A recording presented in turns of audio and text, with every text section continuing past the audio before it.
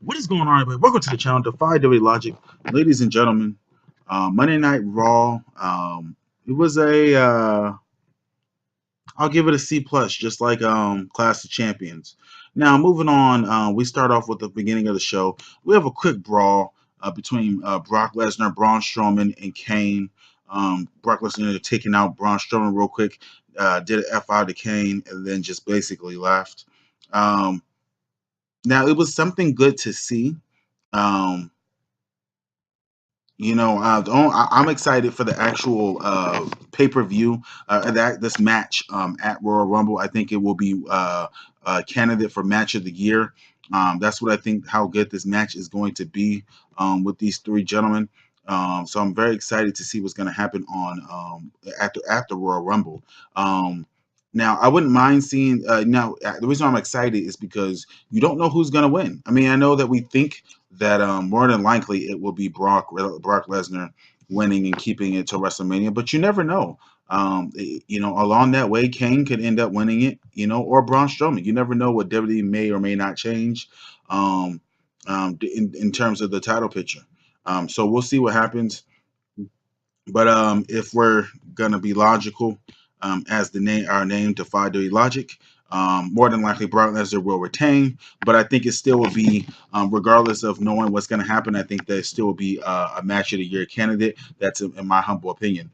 Now, Jason Jordan, I like how he, I like that they're still having come out there and being kind of like the entitled kid who keeps on wanting opportunities or whatever. I like that he's going against top tier talent and these superstars, and he's pushing them to the limit. I think that this is going to be, if Jason Jordan can have good promos and start speaking a little bit more better. If he can start cutting promos a little bit more better, he will be a star in the WWE. People can say they don't like him, blah blah blah blah. I know people don't like this Kurt Angle is your father stuff. I do think that it would actually be. I think, like as someone mentioned on Twitter, and I seen, and by the way, you can follow me on Twitter at Defy Duty Logic. But on Twitter, someone was saying how they think that if Jason Jordan was not quote unquote, Kurt Angle's son, then Jason Jordan would probably be over, because Jason Jordan wrestling is just phenomenal. Him and Seth Rollins, Tim and Seth Rollins had the best match of the night, hands down. Very entertaining. I watched the match all the way through, and let me tell you, when I'm watching Monday Night Raw, it's hard to watch some of these matches all the way through. Um, anyways, at the end of the day, it was a good match. It was nice to see, Samoa Joe ended up interrupting the match. It's interesting to see where this storyline kind of goes. But anyways, moving on to matches that you skip. Finn Balor versus Curtis Axel and Bo Dallas. Obviously, Hideo Itami came down. It was a tag team match. Same stuff for Finn Balor. He gets in a match, he wins it, and there's nothing else. Nope, no storyline, no progress, no nothing. So yeah, I guess we'll just wait till next week to see what else doesn't happen. I would talk about the cruiserweight division, but it's boring as fuck. Enzo is trash. He's a wannabe, and I can care less. Asuka versus Alicia Fox, nothing new under the sun. Asuka's gonna win probably until freaking, I don't know, freaking 2019 or something. There was a six-man match between Samoa Joe, The Bar, Seth Rollins, and Dean Ambrose. Um, uh, Samoa Joe in The Bar versus Seth Rollins, Dean Ambrose, and Jason Jordan. And overall, I mean, it was a pretty decent six-man tag team match. Nothing special. After the match, obviously, Samoa Joe and Seth Rollins. I mean, Samoa Joe in The Bar ended up attacking Seth Rollins and Dean Ambrose again. I'm wondering, is Dean actually is being written off?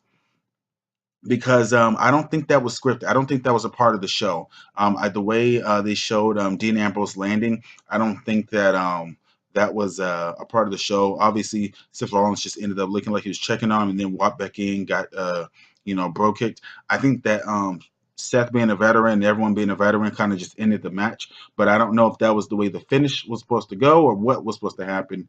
Anyways, whether it was or was not, it seems like they may be writing that moment right there could be a potential write-off moment, just in case if Dean Ambrose is hurt, then it looks like, oh, Samoa Joe took him out. So that'll be interesting to see what happens.